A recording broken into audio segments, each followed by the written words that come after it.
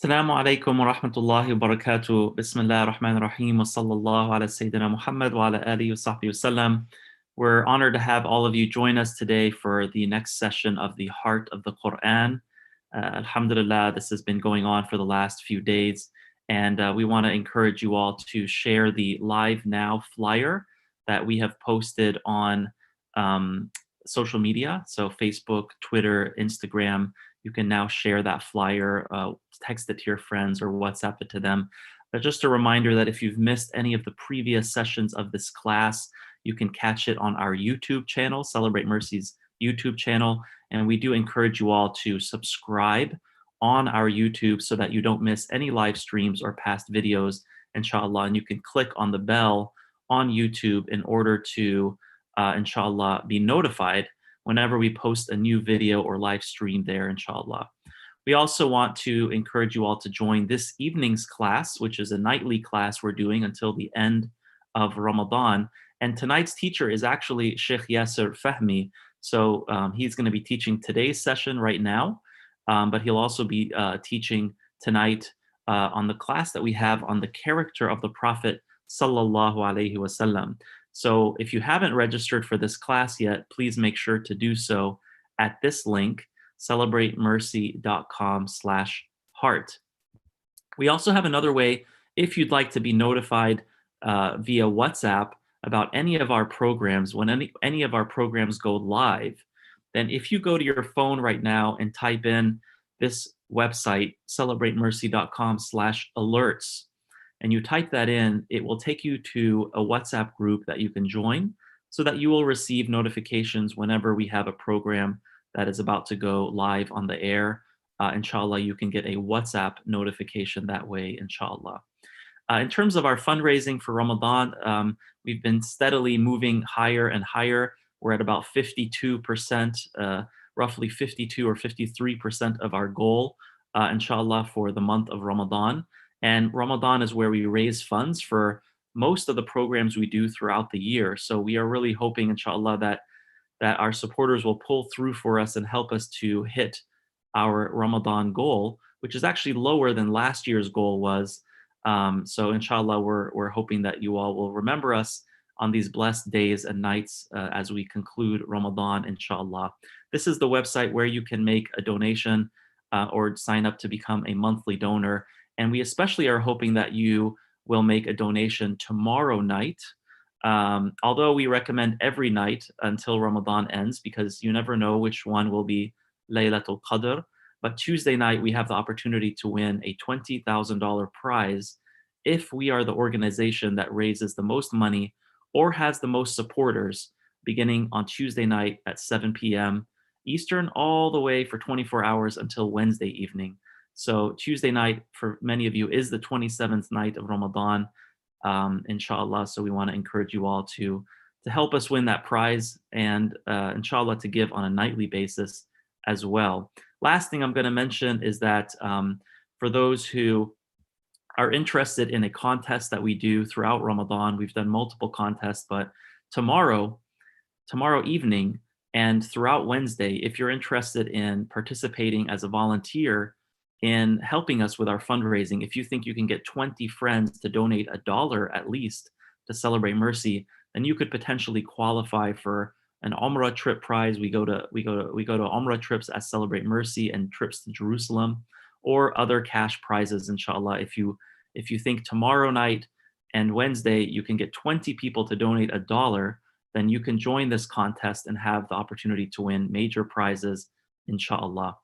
One final reminder here is that while you're watching today's session, if you would like to adjust the screen size, for example, you would like the speaker or teacher to appear larger on your screen, there's an easy way to do that in Zoom. If you're watching, especially on your computer, then you can adjust the screen settings so that the speaker's image is not appearing tiny, too small, inshallah, for the session.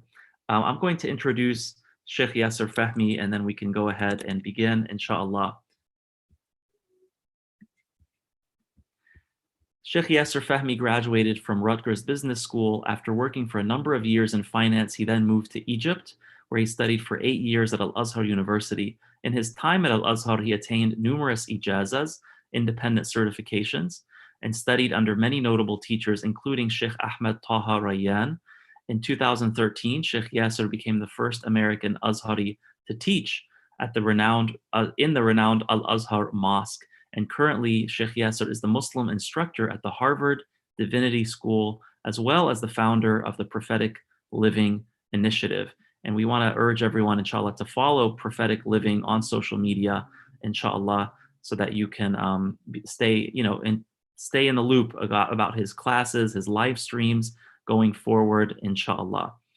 That said, we will go ahead and start our lesson with Sheikh Yasir and the recitation, inshallah.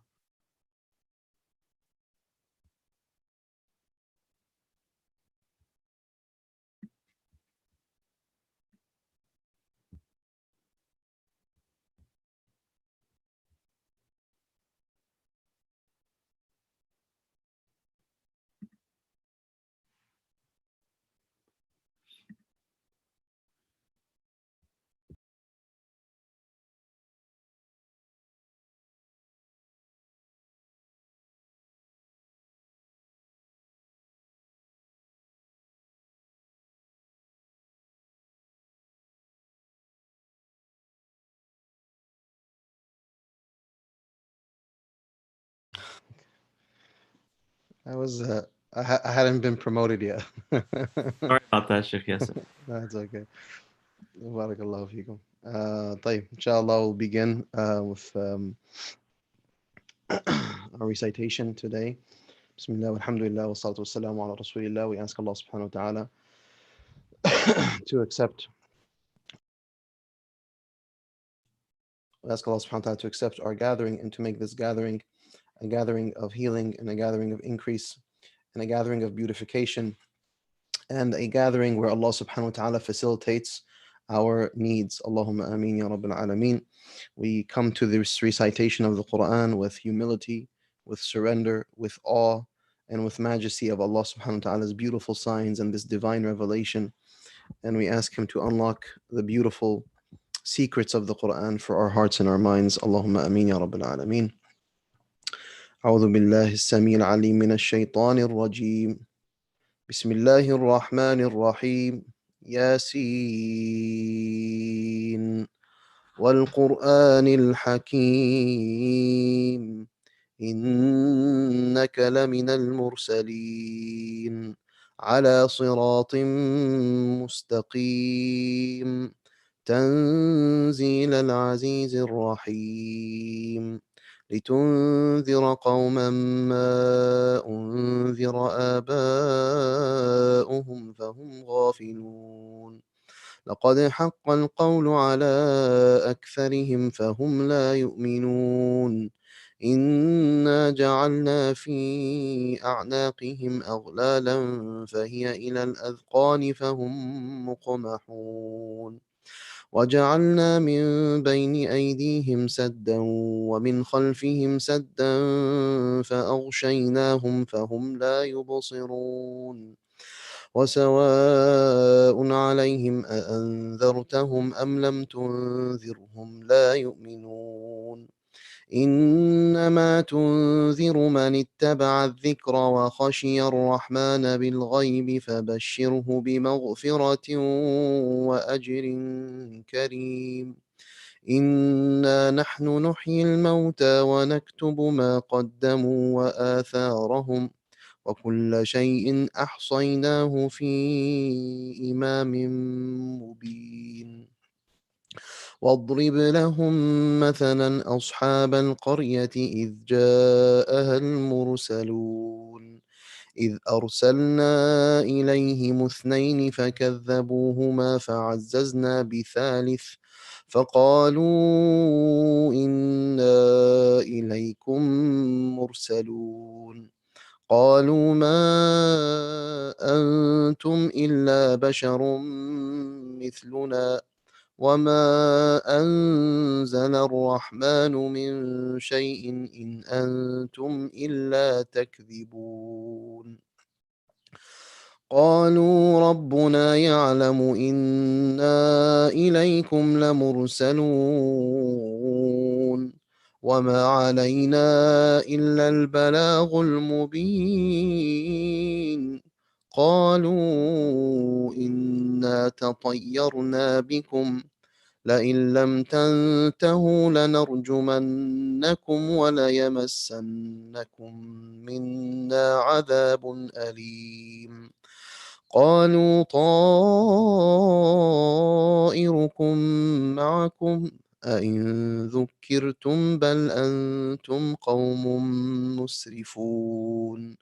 وجاء من أقصى المدينة رجل يسعى قال يا قوم اتبعوا المرسلين اتبعوا من لا يسألكم أجرا وهم مهتدون. وما لي لا أعبد الذي فطرني وإليه ترجعون. أأتخذ من دونه آلهة إن يردني الرحمن بضر لا تغني عني شفاعتهم شيئا ولا ينقذون. إني إذا لفي ضلال مبين. إني آمنت بربكم فاسمعون. قيل ادخل الجنة قال يا ليت قومي يعلمون بما غفر لي ربي وجعلني من المكرمين. وما أنزلنا على قومه من بعده من جند من السماء وما كنا منزلين. إن كانت إلا صيحة واحدة فإذا هم خامدون. يا حسرة على العباد ما يأتيهم من رسول إلا كانوا به يستهزئون. ألم يروا كم أهلكنا قبلهم من القرون أنهم إليهم لا يرجعون. وإن كل لما جميع لدينا محضرون. وآية لهم الأرض الميتة أحييناها وأخرجنا منها حبا فمنه يأكلون. وجعلنا فيها جنات من نخيل وأعناب وفجرنا فيها من العيون ليأكلوا من ثمره وما عملته أيديهم أفلا يشكرون. سبحان الذي خلق الأزواج كلها مما تنبت الأرض ومن أنفسهم ومما لا يعلمون. وآية لهم الليل نسلخ منه النهار فإذا هم مظلمون. والشمس تجري لمستقر لها ذلك تقدير العزيز العليم. والقمر قدرناه منازل حتى عاد كالعرجون القديم.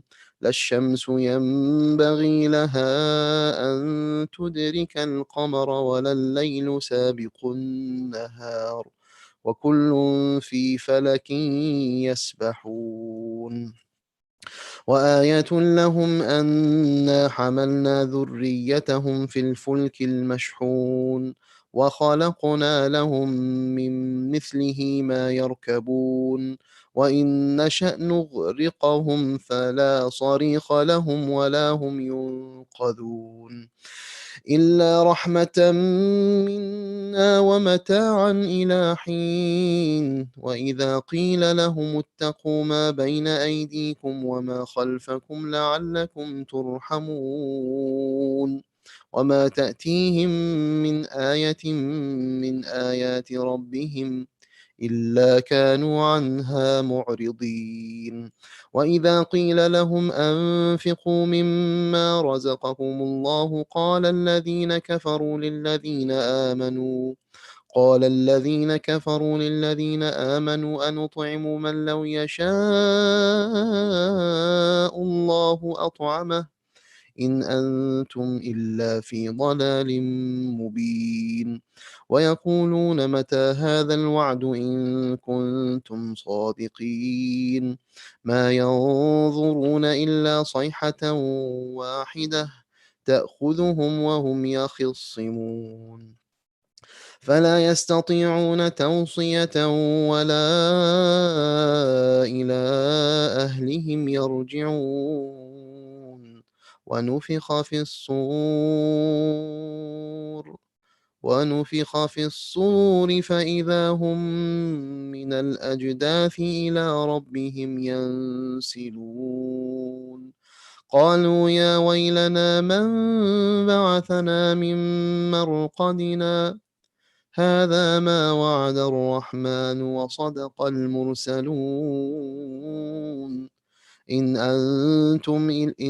كانت إلا صيحة واحدة فإذا هم جميع لدينا محضرون. فاليوم لا تظلم نفس شيئا ولا تجزون إلا ما كنتم تعملون. إن أصحاب الجنة اليوم في شغل فاكهون هم وأزواجهم في ظلال على الأرائك متكئون لهم فيها فاكهة ولهم ما يدعون سلام قولا من رب رحيم. وامتازوا اليوم أيها المجرمون ألم أعهد إليكم يا بني آدم ألا تعبدوا الشيطان إنه لكم عدو مبين. وأن اعبدوني هذا صراط مستقيم وأن اعبدوني هذا صراط مستقيم. ولقد أضل منكم جبلا كثيرا أفلم تكونوا تعقلون. هذه جهنم التي كنتم توعدون اصلوها اليوم بما كنتم تكفرون.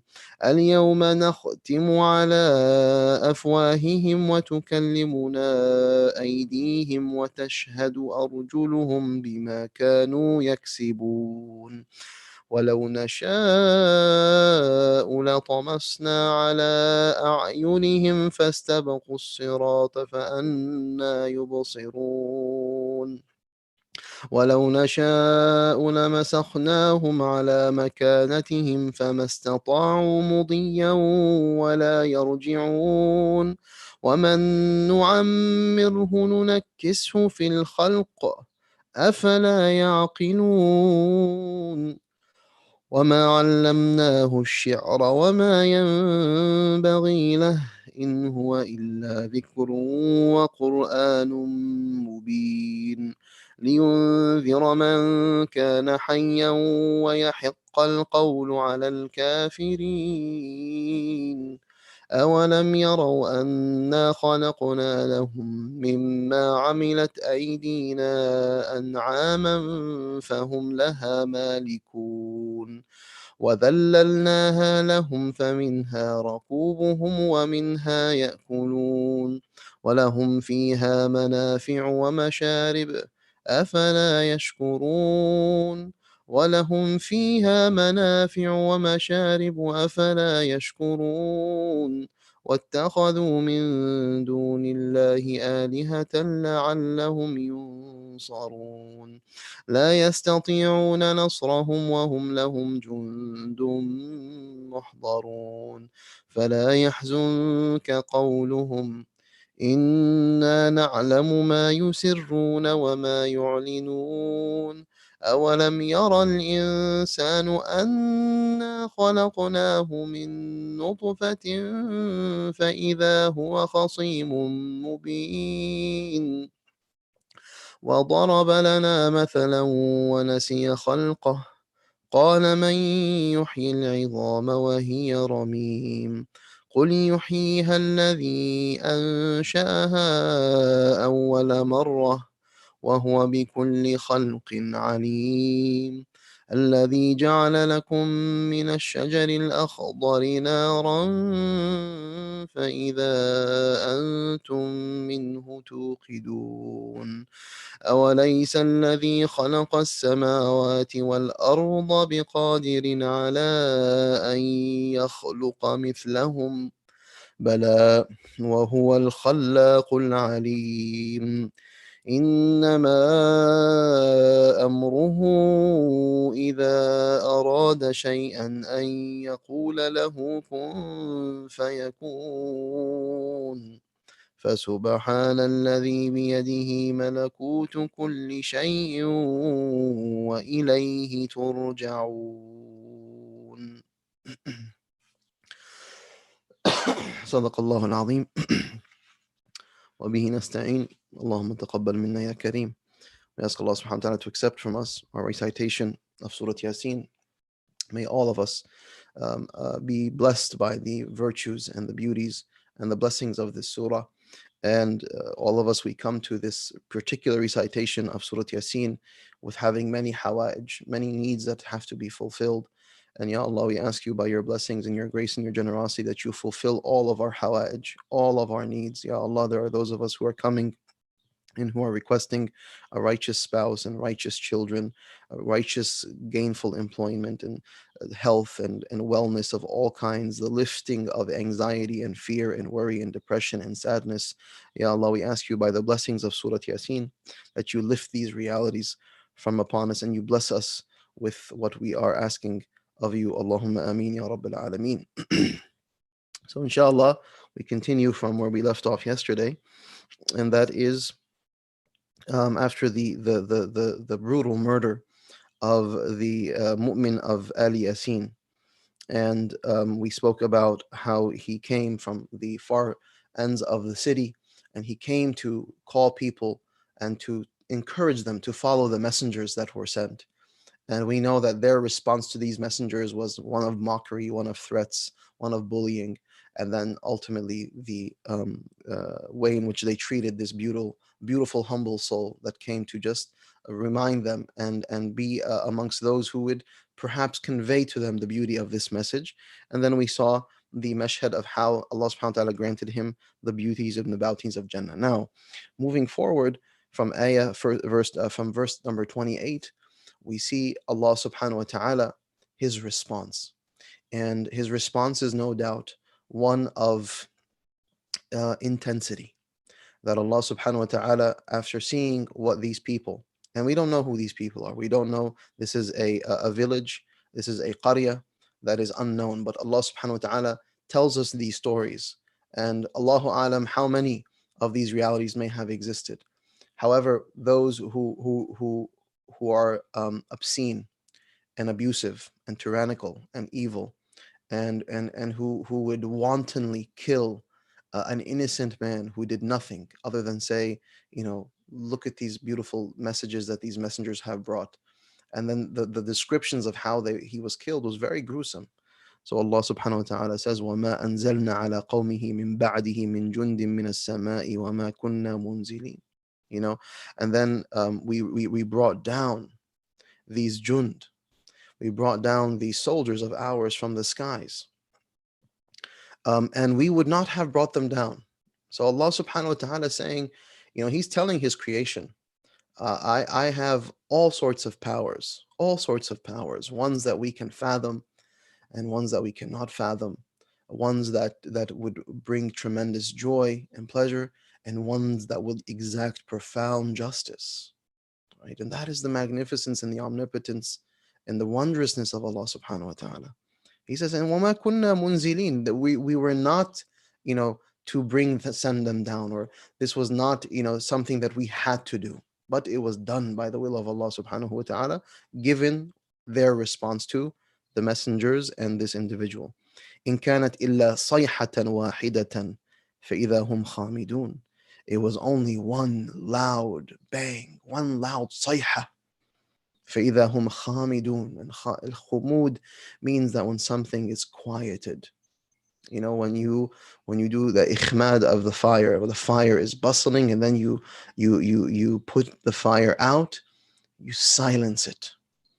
So suddenly you had these people who were acting in such brazen ways, who were so aggressive, so belligerent, so nasty, so offensive, so tyrannical in their disposition, and all of that noise by one sayha from Allah subhanahu wa ta'ala quiets them. Allahumma sitrak ya Rabb. We ask Allah subhanahu wa ta'ala His lutf. We ask Him His subtle grace with us and to protect us from such realities. You know, brothers and sisters, it's very important that when we're reading verses like this, you know, sometimes, given some of our sensibilities, we get a little perhaps uncomfortable with when Allah subhanahu wa ta'ala exacts His power.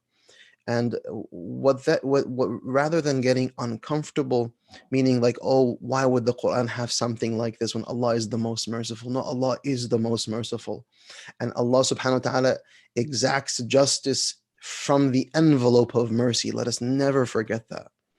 And it is from his adl, from His absolute justice, Jalla fi ula.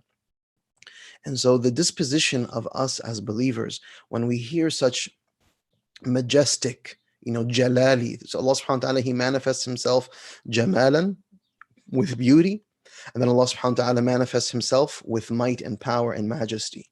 And when Allah, the Creator, He manifests Himself in majesty, you and I, we humble ourselves. The wings of the believer is that we have hope in Allah subhanahu wa ta'ala, in His rahmah, in His mercy, in His grace, and His generosity, and we do fear his power. We do fear that, and that's a healthy disposition to have. You know, some people, they encourage, you know, a type of exaggerated, blameworthy false hope. No, there is a balance here that is required in life. Hope and fear. We see that experientially in society with friends and family. That's the nature of how so much governance happens in society. You have a lot of hope that's injected, and then there's repercussions and there's fear. There has to be some form of a threat that tells certain people who want to commit evil, hey, be careful, because the, you know, the strength of the law will come down on you. فَمَا بَالُكَ بِاللَّهِ سُبْحَانَهُ وَتَعَالَى. What do we think then about Allah? Ya hasratan ala al-ibad. You know, look. This is such a beautiful expression, and this is Allah subhanahu wa ta'ala speaking now. Ya hasratan ala al-ibad. You know, how sad it is. What a hasra. What a painful, sad reality that this is their reality. The reality of my servants. You know, here Allah subhanahu wa ta'ala is giving a woeful expression to say, my servants, you have so much beautiful potential. I've embedded within you so much beauty, the nature of your hearts and your minds and your souls. And I've given you these messengers to even beautify you even further and further and further, and to elevate you, and to make you people who are dignified and honorable, and people of mercy and justice and kindness and beauty. And then you choose to take this darker route, the Iblisi route, the satanic route. And so it is a form of hasra. It's and the hasra, when it is expressed by someone, it is a deep sense of, you know, pain and sorrow and loss. You know, ya hasra, why, you know, why would you do that? Why would you do that? Why would you do that after everything that I've showed you and everything that I've taught you and everything that I've done for you? You know, why would you do that? May Allah protect us. ما يأتيهم من رسول إلا كانوا به يستهزئون. See, Allah subhanahu wa ta'ala, you know, a part of the hasra is to say that every messenger that came to you, you mocked them, you insulted. You know, and brothers and sisters, we have to be a little bit thoughtful here. Here Allah subhanahu wa ta'ala is bringing us the Quran, and He's bringing us the Sunnah. You know, He's brought us the divine revelation, and He's brought us the walking revelation, that is Muhammad sallallahu alaihi wasallam. And we see how people find it so easy to mock, to judge, to belittle, to insult aspects of divine revelation and divine decree, right? Aspects of our sacred tradition, which may not conform exactly to the sensibilities of our modern age, right? But that in no way, shape, or form is a reflection on the defunct nature of the Quran and the Sunnah. Astaghfirullah. No, these are timeless. The sacred revelation is timeless. It exists in sacred time. Yes, it descends upon the time that we live in, which is created time, which is profane time. It descends upon it in a way that is befitting. But for us, who are simple creations, who live in this small sliver of created time, you and I, we are a speck on the spectrum of existence. And then somehow we find a type of egocentrism that allows us to say, well, what is this? Well, what is this hadith? What is this ayah from the Quran? What is God saying here? This doesn't make any sense. Well, this is not that, and this is not this, and this is not really conform to concepts that I have in my mind of mercy or otherwise. We have to be very thoughtful in terms of our reaction and our interaction with divine revelation. See, because Allah is saying here, the hasra, that woefulness that Allah subhanahu wa ta'ala is expressing here, ما يأتيهم من رسول إلا كانوا به يستهزئون. So much mockery, so much belittlement. And one of the truly painful realities that we see at times today is people who believe that they are people of a certain type of enlightenment or class or status, right, or sophistication, who will look down at divine revelation, who will mock the people of religion, who will mock those, for example, who choose to dress wearing their hijab or wear the beard, or to try to maintain the prophetic etiquette in so many various ways, and they will mock and belittle it and insult it. May Allah protect us. And I really ask Allah to guide the hearts of those who find it so easy to mock the sacred tradition. May Allah protect us from that, Ya Rabbil Alameen, and guide all of our hearts in the most beautiful of ways. And Allah says then in a form of also warning, Alam yaraw. Alam yaraw. We are on verse 31. Perhaps our dear brother Tariq can pull it up on the screen. Alam yaraw kam ahlakna qablahum min al-quruni annahum ilayhim la yarji'un. Have we not shown them? Have we not shown them how many have been done away with?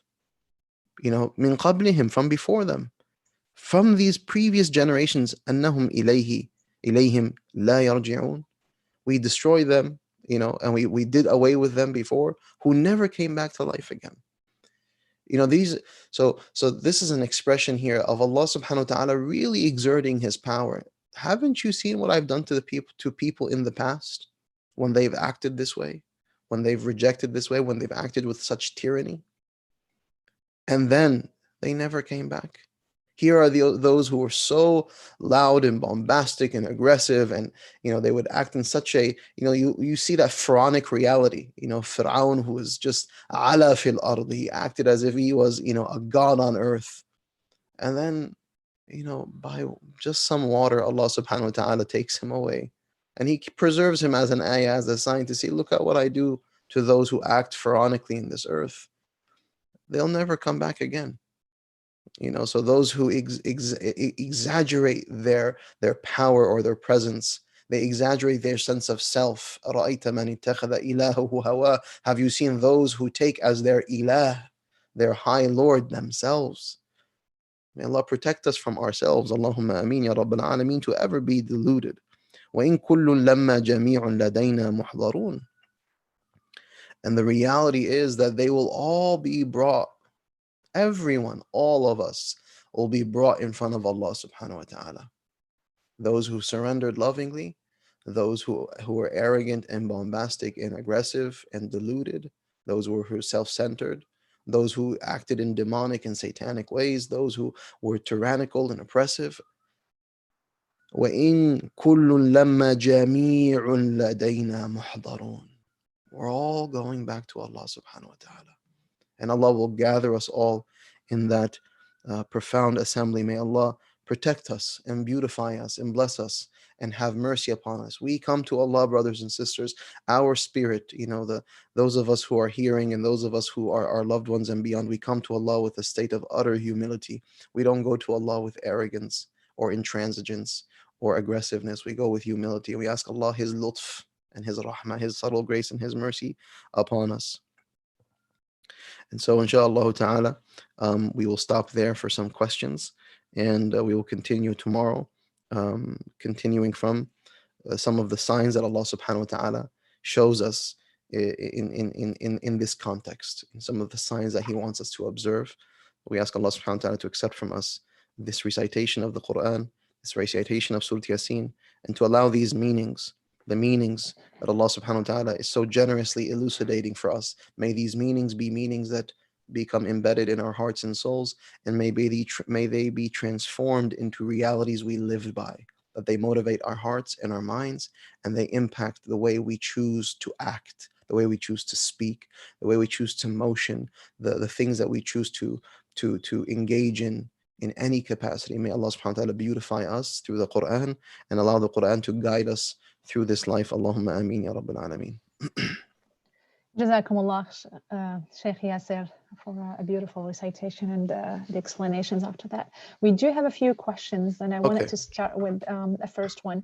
Assalamu alaikum. Is the era of mass destruction of corrupt people still possible, or was it abrogated with the rahmah of Rasulullah? I'm sorry, your voice is a little low, by the way. I can't hear you too well. Is this better? Yeah, that's better. Okay, samahni. Is the era of mass destruction of corrupt people still possible, or was it abrogated with the rahmah of Rasulullah sallallahu alaihi wasallam? No, the era of mass destruction is certainly a part of the reality of the dunya, and the mercy of the Prophet sallallahu alaihi wasallam, and the mercy of Allah that He sent through the Prophet sallallahu alaihi wasallam and the Quran. You know, these are not realities that contradict the fact that the dunya still remains an abode of trial and tribulation. And that the Prophet ﷺ himself, he prophesies the time when that will come, where يُصَدَّقُ فِيهِ الْكَاذِبُ وَيُكَذَّبُ فِيهِ الصَّادِقُ, where the truthful person will be considered a liar, and the liar will be considered a truthful person. وَيَنْتِقُ فِيهِمْ الرُّوَيْبِضَةُ, and the people who will speak to the masses are the ruwaybida. وَمَنْ هُمُ الرُّوَيْبِضَ يَا رَسُولَ اللَّهِ الرَّجُلُ التَّافِهِ, the wayward, simple person who has nothing to offer, who's not an expert, who's not credentialed, who's not authorized, but speaks to the masses and captures the ears of the masses. So you take this now today, you look at social media, you look at heads of states, you look at people who really should have no business talking to the masses. But you go onto some of these social media platforms and people have audiences that are in the hundreds of millions, and they really have nothing to offer, other than pictures and a few, just lifestyle things. And so certainly, and also let us appreciate that a lot of this that we see today is really a precursor for the Dajjalic reality, which is the Dajjal, which is the ultimate fitna. And his whole reality is that he presents something that is not the case. So he's given the ability to provide sustenance and food and riches, and people will be mesmerized by that, not realizing that he's the Antichrist. And so, the rahmah of the Prophet sallallahu alaihi wasallam, and I'll close with this, the mercy of the Prophet sallallahu alaihi wasallam and the mercy of the message of al-Islam is that what it does is it empowers the human being to be fully human in their divinely ordained orientation, meaning that we as human beings, when we utilize our minds and we utilize our qulub and we maintain our spiritual apparatus in the best of fashions, which is to be in loving surrender of divine revelation, then we are protected and preserved from the fitan, from the mass confusion, from the mass disinformation, etc. Okay, Jazakallah khair. What if, can you explain what forgiving a person means from an Islamic point of view? Is it enough to just verbally say, I forgive you, or do you have to feel some change in your heart towards that person? And what helps bring changes in how we feel towards that person? What we should do when it comes to conflicts between people and challenges that we may face with one another, is that we should try our best to, in our hearts, not carry malice or ill will towards people. It's not something we should do in our hearts, because it doesn't harm the person, it harms us. When we maintain negative emotions within, it really becomes like a pollutant and a toxin. It becomes very cancerous. It just corrodes. and we stay up at night, and we lose sleep, and we don't know how to eat, and we don't know how to do this, and we don't know how to be loving and caring to our children or our loved ones. We become completely absorbed by the object of my anger or pain, and that is some person. So the forgiveness that we're referring to when we talk about al-af wa safh is that internally don't carry malice or ill will towards others. Okay, in that it doesn't harm you, and we don't want to perpetuate discord in society. So forgiveness should be a fundamental spirit. الكاظمين الغيظ والعافين عن الناس والله يحب المحسنين. Those who restrain their anger, control their anger. والعافين عن الناس, and those who pardon others. والله يحب المحسنين. Allah loves those who are excellent and beautiful in their disposition. So that's on the end of really working on one's hearts not to carry ill will or malice towards others, regardless of those realities. Now, that doesn't mean that justice cannot or should not be served, right? Meaning that if there's someone who has objectively done wrong, and there needs to be adjudication of that matter, there needs to be a holding accountable of that person's actions. That person's actions may have been very destructive to a family, to a community, to a society.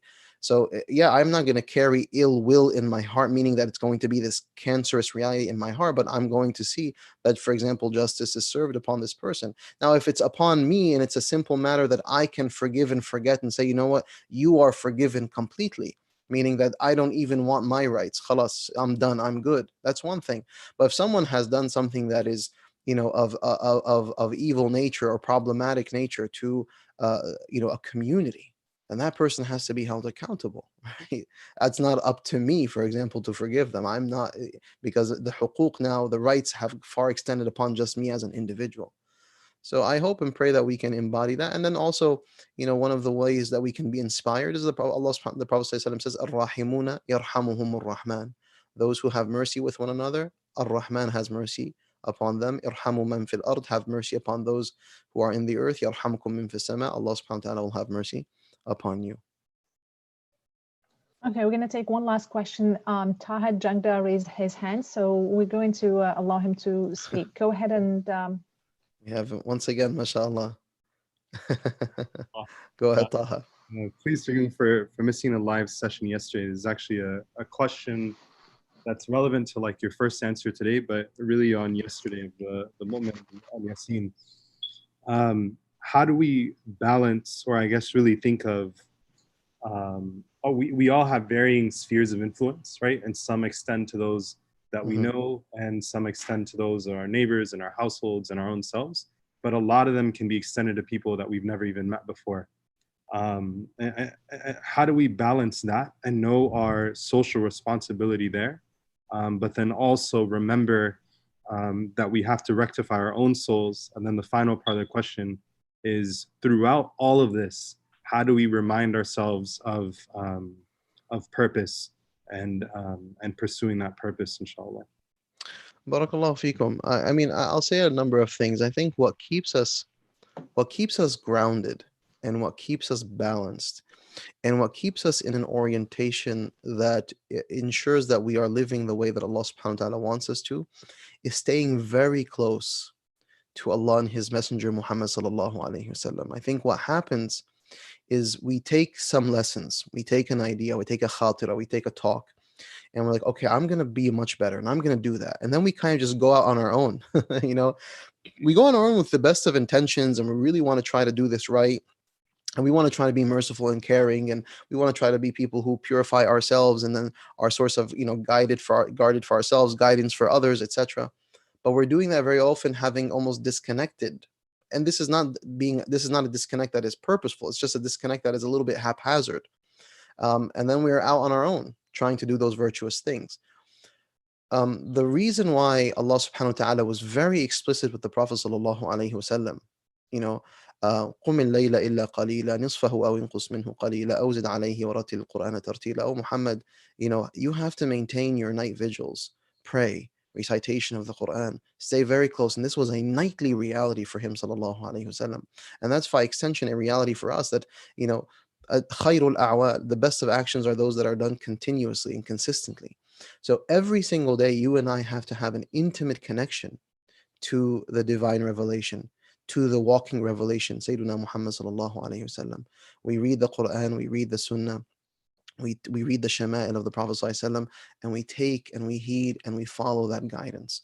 Once we do that, we are going to, by the default of the Quranic light and the Muhammadan light, it will be imbued within us in a way that ensures that our steps are done meaningfully and correctly. So that's very critical. It's really keeping with you that source of guidance, and then understanding that everything is a gradational reality. That number one, qu anfusakum, work on yourself. Fundamentally work on your intention, work on your actions, work on your behaviors, work on your thoughts, your perspectives, work on your outlook, work on everything that you do. And then I'm looking for, Ya Allah, Allahumma hdini, guide me, and then guide through me. So I look at my family members, my loved ones. I try to be wise, call to the way of Allah with wisdom, and use beautiful words. And then I want to see the beauty of the Prophet ﷺ and this beauty of this Quranic message conveyed to the worlds, right? And so we want to exact it in our behaviors and our actions, but also in things like Celebrate Mercy and all these beautiful initiatives that we see online, to try to spread the beauty of this tradition, right? And to try to teach and show how the Prophet ﷺ's entire life is relevant to our day and age, and how he lived and what he was calling towards. And then there are times where we're going to have to, speak very confidently and vehemently against certain ailments or evils that may exist within the Muslim community, outside the Muslim community. At times, we're going to have to call people towards something that may be very uncomfortable for them to hear, right? That something is objectively immoral or wrong, and that society, for example, doesn't like to hear that, but that is the truth of the Quran. And so, that type of balance is one that occurs when we're grounded in the sacred tradition. فَرُدُّوهُ إِلَى اللَّهِ وَرَسُولِهِ. Take it back to Allah and His Messenger. But then, coupled with that, we do things communally as a part of a shura. We're not just like kind of lone entities out there, everyone doing their own thing. No, but we come together as some form of a collective. And then we try to, amongst us, in the spirit of shura and istikhara, find what are the best and greatest priorities for us as an ummah and as a community. Allah subhanahu wa ta'ala grant us tawfiq to do what is best and most pleasing to Him, Ya Rabbil Alameen. There are a lot of really nice questions here. I wish we could address them all. Just one last question. Please, don't worry. Go for it. It's okay. Go ahead. So how can we reconcile two messages from the Quran and Hadith? On one hand, we see some of them that have a lot of mercy, like a prostitute is granted heaven for being kind to an animal. On the other end of the spectrum, we don't enter paradise with a mustard seed of arrogance in our hearts. Yeah. So it sometimes feels like we're not doing it. We are never be able to do enough. So how can we reconcile these feelings or teachings?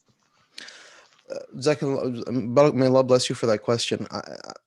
I want to make it very clear that there is really inherently no contradiction. It's just a matter of perspective, and the perspective here is, on the one end, it is to understand that the mercy of Allah subhanahu wa ta'ala and the pathways towards garnering Allah's mercy and attaining Allah's forgiveness and really attaining Allah's pleasure, they are so many bifadlihi, by His grace and His generosity.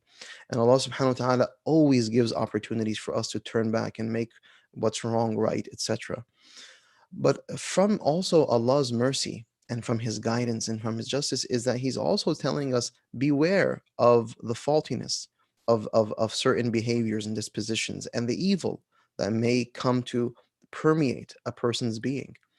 And that's why Allah gives us the Adamic model and then the Iblisi model. The Adamic model is one that's grounded in humility, grounded in a source of, I made a mistake. I'm sorry, Allah, please forgive me. I'm weak. If you don't forgive me, then I'll truly be amongst the losers.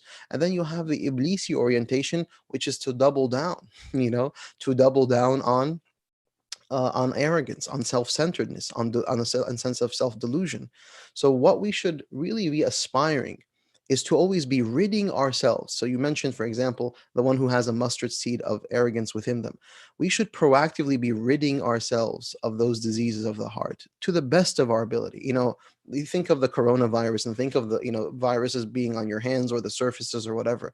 You're going to go and you're going to wash your hands with soap and water for 20 seconds or whatever. You're going to use some antibacterial gel. You're going to do your best, just washing as best as you can. Did you eliminate every single bacteria? No. Did you eliminate every single potential virus? No, but you did the best of what you could do. You took reasonable measures to do the best of what you can do. Simultaneously, and this is all just in the physical realm, simultaneously you're trying to make sure that you're taking the proactive measures to prevent the possibilities of the virus coming. So you're not touching certain things, you're doing that, you're not touching your face, you're not touching your nose, right? This is all physiological. Now from the spiritual realm, there's a very similar parallel there. So I'm trying to rid myself of anything that is a potential harm, and I'm trying to be thoughtful and precautious and making sure that I'm as beautiful as possible and as clean as possible all the time. So that is the balance that Allah subhanahu wa ta'ala expects from us.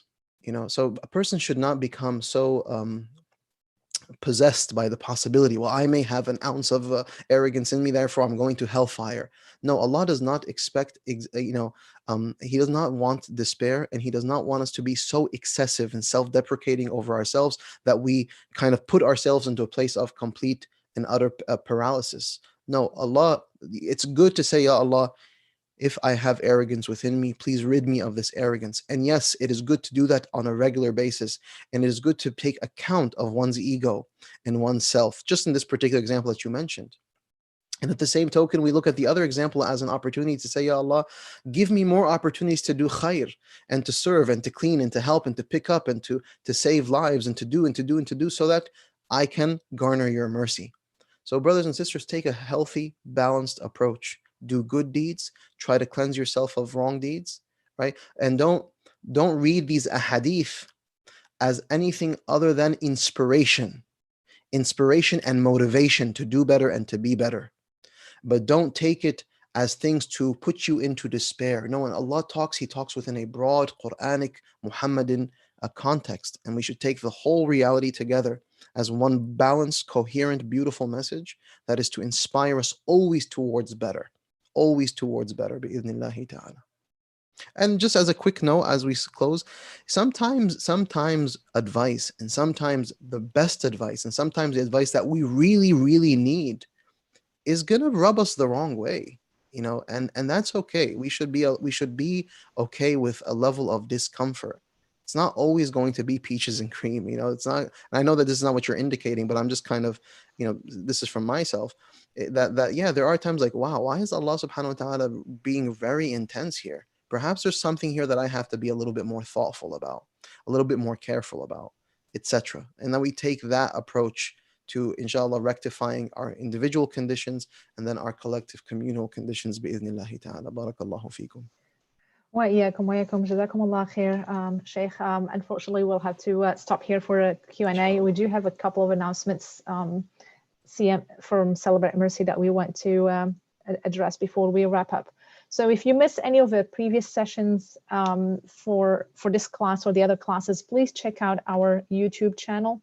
We post all the recordings there, including for this one that's ending right now. It will be there. So make sure to subscribe to YouTube and also to the channel, and also make sure you click on the little bell to get notified every time we upload a new video up there.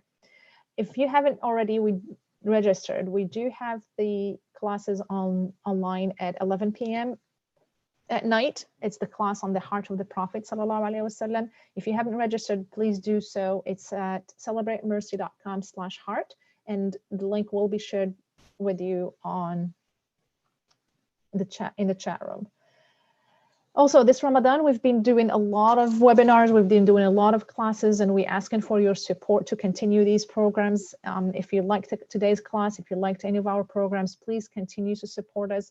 We do have a goal of $400,000 to raise this Ramadan. We're, alhamdulillah, halfway there, but we do need your support, and talk to your families and friends, and ask them as well to support Celebrate Mercy. You can do that at launchgood.com/celebrate mercy. You can do a one-time donation, or we could do a monthly donation, which helps us actually plan our year and our programs for the future, inshallah.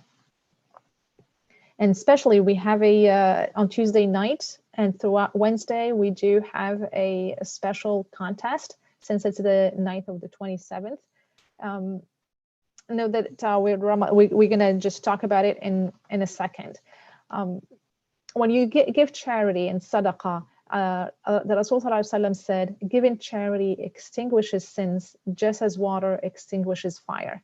So let us all remember that this Ramadan and increase our sadaqah until, like someone said, a speaker said once, give sadaqah until it hurts a little bit.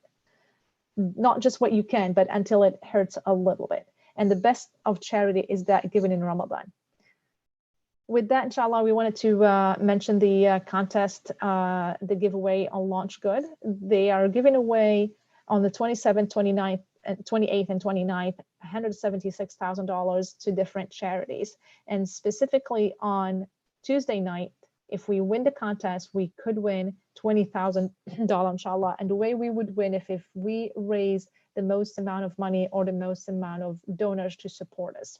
So please remember the link, launchgood.com/cm. And in addition to a lot of reward from Allah, inshallah, you also get some free gifts depending on how much you gave. All the different gifts and the levels are explained on that webpage. But we do have some really very beautiful gifts this Ramadan. Inshallah, if you like our classes and you want to be alerted every time a class starts, please join WhatsApp group, celebratemercy.com/alerts. Go there and then you will be, you can be added to the WhatsApp messages and you will get notified. Lastly, this new beautiful book, if you don't have it yet, you really should order it from the Celebrate Mercy website. This is a book called The Shama'il al-Muhammadiyah. It's a very beautiful book. It was printed a few months ago. It's the best English translation that exists on the market. And it's really very beautifully done. This is also the book that we used for the class, the Portrait of a Prophet class. It was a 2-week class that took place in April, but we do have the recordings and we give access to the recordings if you register. The link to register will be given to you in a chat room, and it's celebratemercy.com/portrait.